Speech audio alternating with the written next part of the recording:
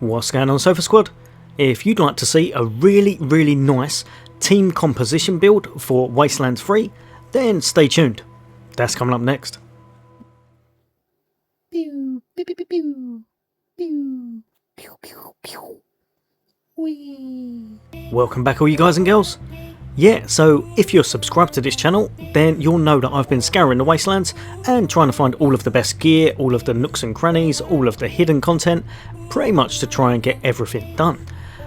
Now I'm a little ways in, I've done a couple of playthroughs, I've managed to somehow do this one slightly wrong again by putting a few skills in the wrong place, but what I've done is I've actually made a team that I think works really well, and a team that works together and kind of covers near enough everything. So if you're not subscribed, why not hit that subscribe button and hit that like icon if you like the content, and I'll be bringing you the latest and greatest in Xbox and soon Xbox Series X content. But for now, what have we got with the build guide? Right, so as you'll know, there's pretty much 16 non-combat skills in Wasteland 3, and to cover all of them, to be perfectly honest, is, I'm gonna say, almost impossible. You can do it, but you have to make your players really lacking in certain areas, or you have to make it so they don't have much damage, or a few of them don't have much damage. There's a kind of a little way around that. So what I've done with this guide, basically I've tried to cover all of the actual skills that I believe you guys and girls will need in the game. And what I've done, I've left off weapon modding, armour modding and toaster repair. Because as far as I can see, you don't really need them too much. There's not really many checkpoints, and if it was me, I'd kind of just create a character as such, just to do those sole things. So if you want to put weapon modding or armour modding on one of your characters, just get your created character straight out of the bank and start putting it on there, then put him straight back in and put your other character on. Same with toaster repair. I can't remember there being any checkpoints as far as I'm aware, it's just when you actually need to go and collect all of the toaster pieces, so just create a character straight for that. What I've also done is put barter a little bit low, so you probably could create a character straight for that again, or just have it a little bit lower, it's no biggie. Right, so what I'm going to do, guys and girls, I will go over as quickly as I can the builds and what you'll need in their skills and attributes and stuff, just so that you'll have a full composition of a team, and hopefully it'll make things a little bit easier for you. Now obviously you won't have the skills and the talents and everything such as that from the start, but just work your way towards this kind of an effect and you'll be fine. So this guy is going to be our leader, and I've named him Predator because, well, pretty much he's a bit of an ugly fella, shall we say. So he's called Predator. So obviously he's got the cheating armour, and this I would say is very possibly the best armour in the game. It may not be quite as good as the nuclear, but I think it's very possibly is actually, or rivals it as such. Now this is a mid-game armour, and I would say once you can get this, definitely get it. I've got a guide for that, so I'll chuck loads of guides up the top. If you need to know any of them, you can just look at them later. But this is the kind of armour you want on this character, and what you want to do, you want to make him as tanky as possible. He won't be doing the highest damage output of your team, but he'll be sticking around. I've also gave him the winner's badge, and that just gives him a little bit of everything, which is really good.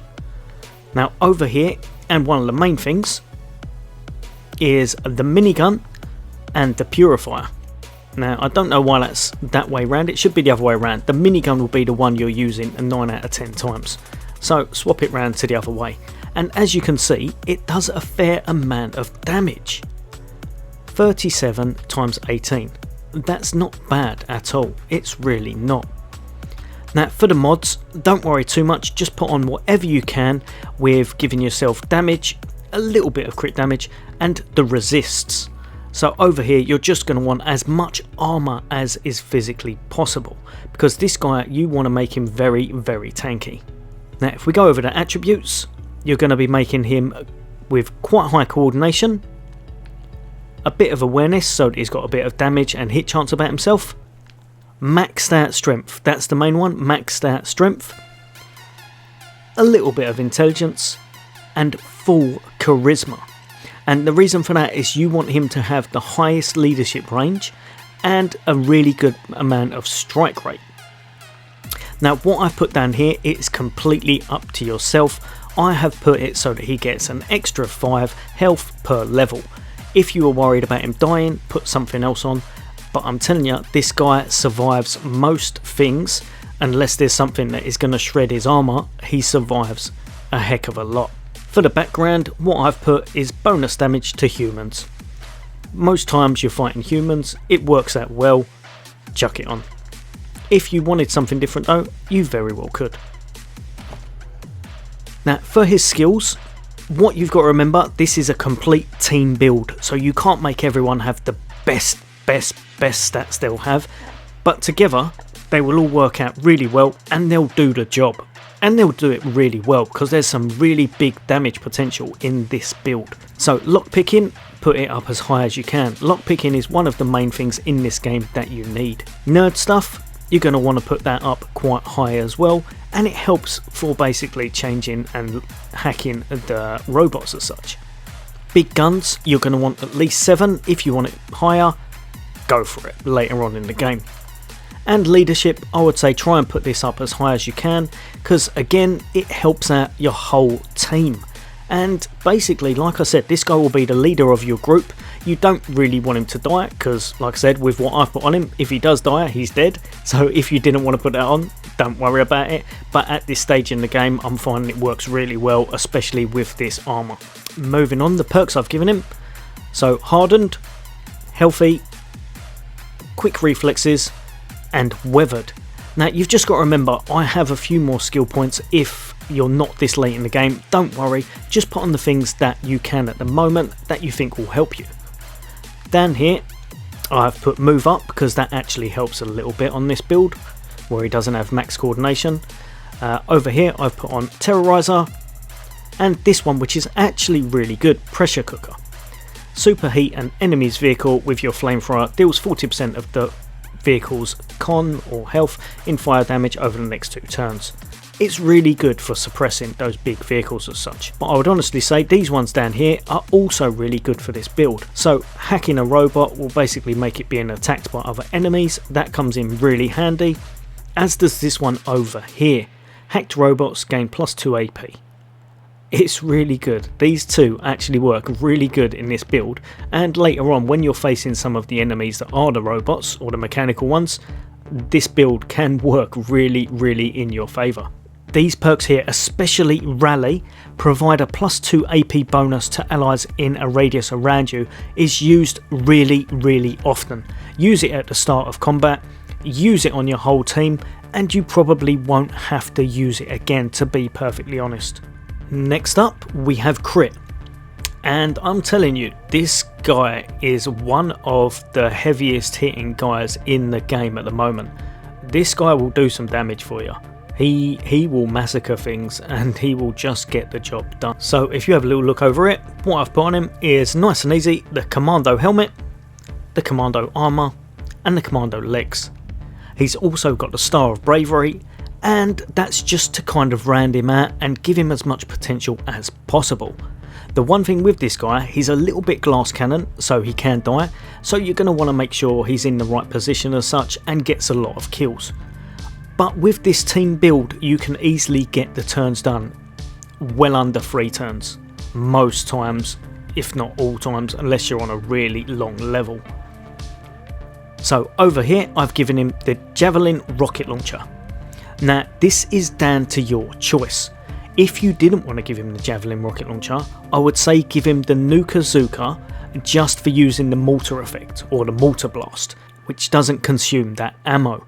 So this is down to your choice. If you want to be initiating with rockets, or you want to be using rockets a lot more than just mortar blast, use this. If you want to just use it for mortar blast and decimate everything 100%, then put on the Nuka-Zuka. Over here we have the PDW, and that's the submachine gun, and this is just integral in this build. It is ridiculously powerful, very possibly one of the most powerful guns in the game and one of the best.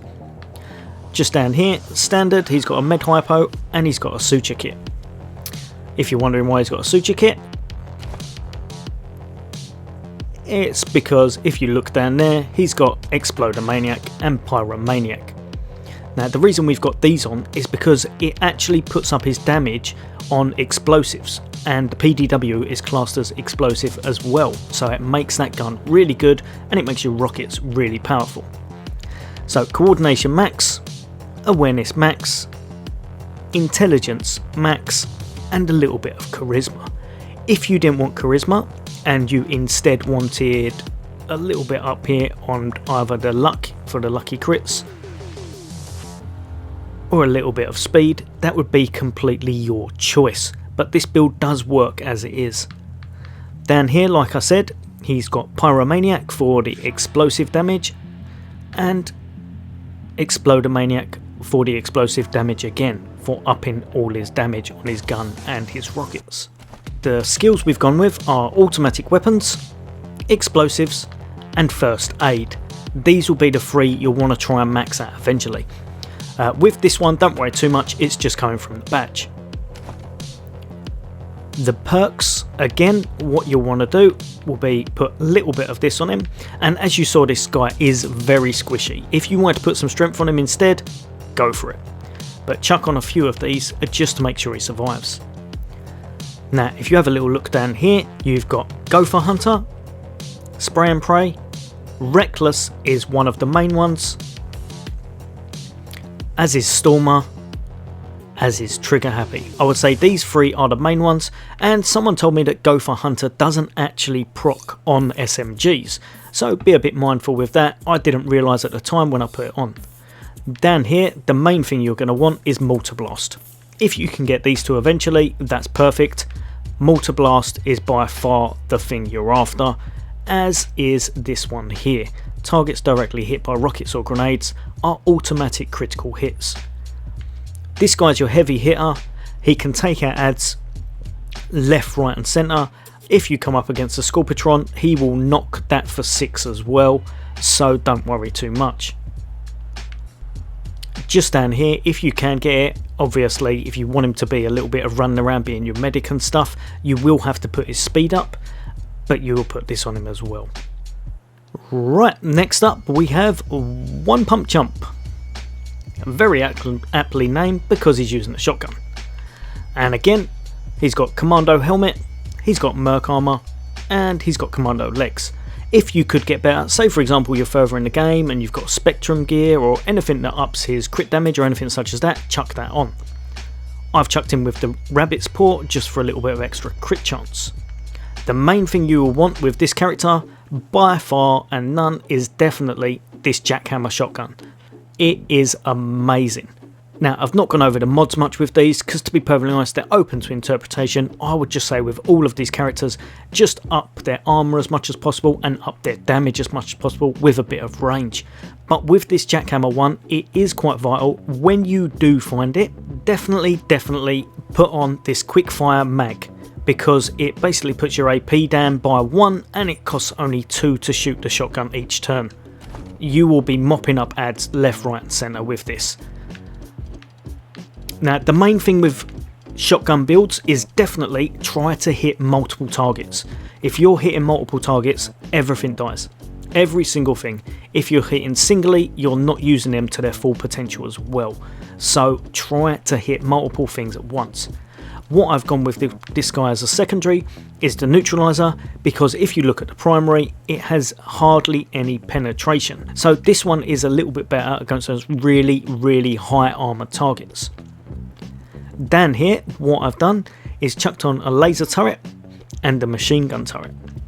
Now they actually work really well if you're in a tricky situation, and this guy again has actually got low health.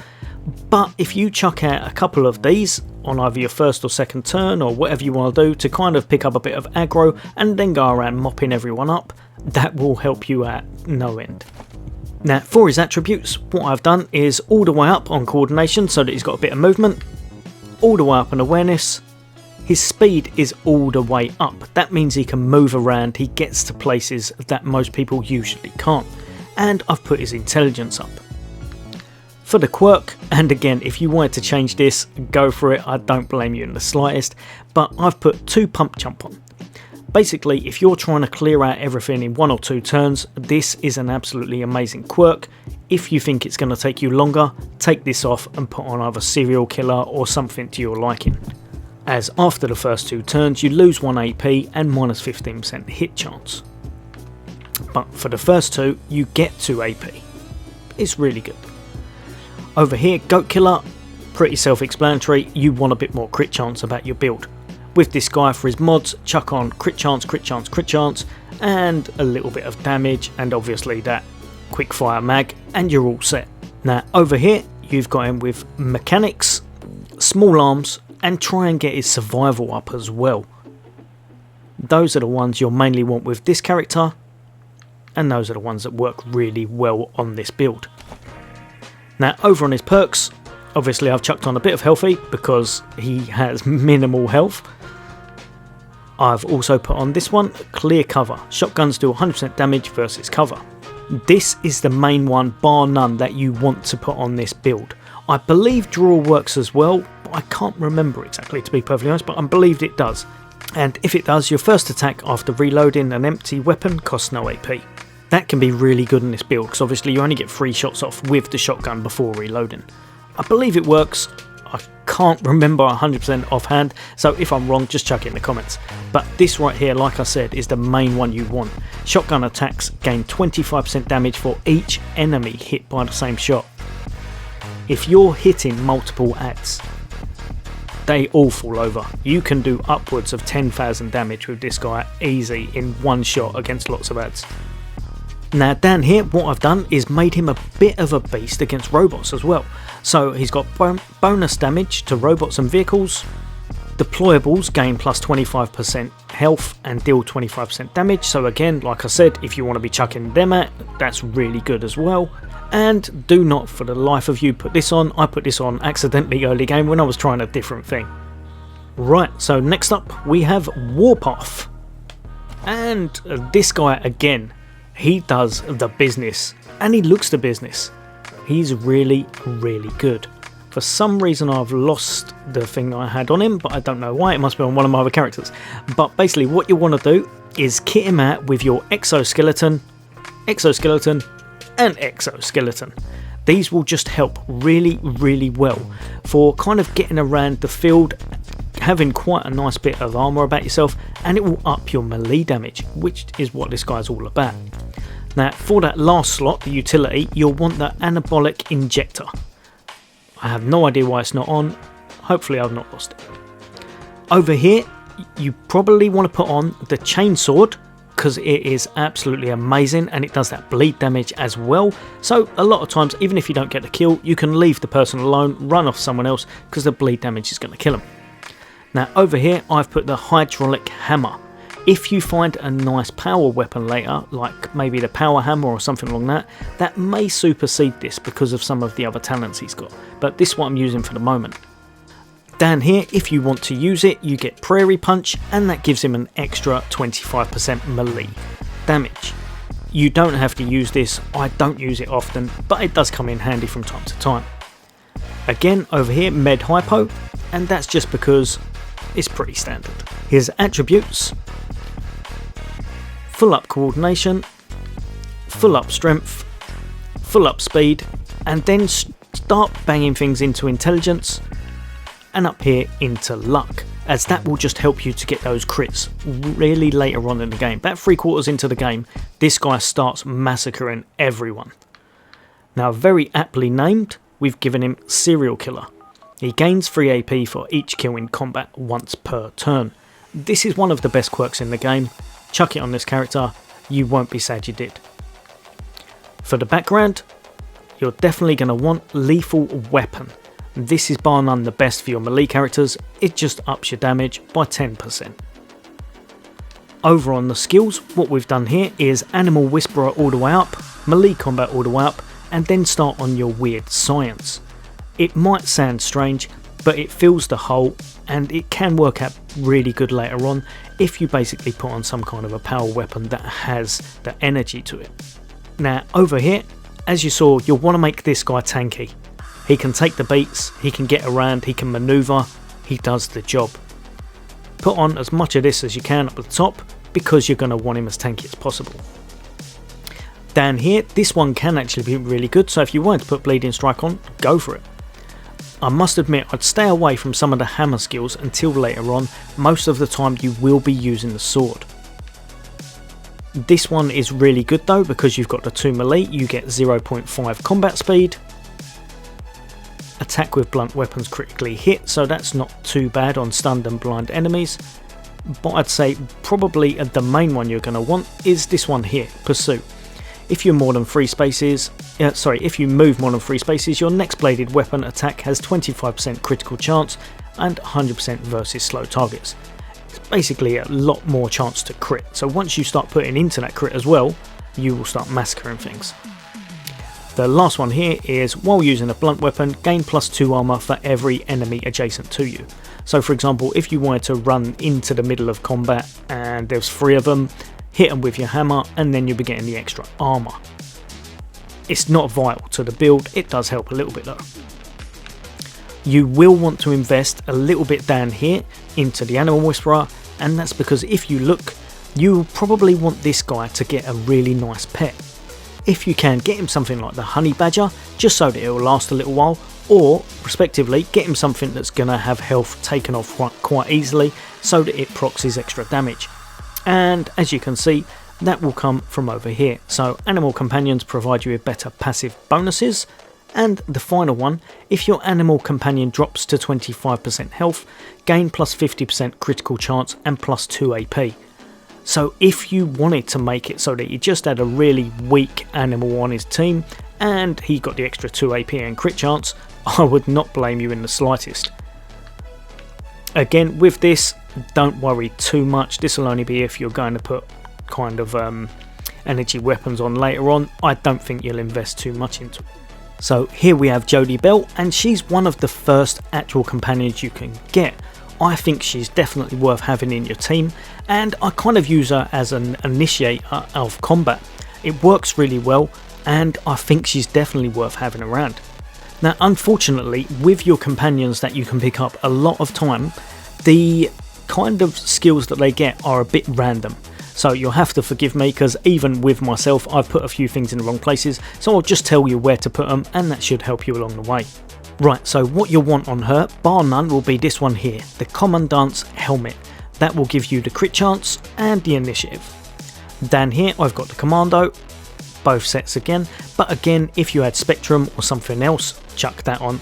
This is down to your choosing. Now down at the bottom, what I would say, if you can get something with an extra AP or a little bit of crit, chuck that on. If they ever fix Chain Ambush in this game, you may well want her to be one of the people that has the AP extra thing, so that she gets the 12 AP and can actually kind of set up your Chain Ambush really well. At the moment it is still bugged out, so I wouldn't worry too much. Now over here you're going to want her to have the Eliminator and the Neutron Projector, and these are both amazing. Obviously if you're going for the mechanical side, chuck on this. If you're going to want a squishy one popped, chuck on this. She will probably have a little bit of mechanic side about herself, so that way you can chuck on a machine turret just in case you wanted to chuck that out on the field and have a little bit of aggro or get some easy kills. Just over here, Coffin Nails, because they basically just give you that little bit of extra crit chance and it works out really well. Over here, Med Hypo, just in case, but she's your sniper, she should not be getting shot. Now as you can see, her stats are all over the place. Do not put them where these are, put them where they should go.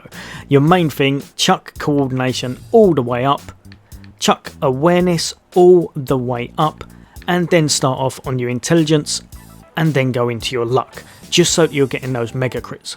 If you start getting those mega crits, even the Scorpitron will not last very long with builds like this.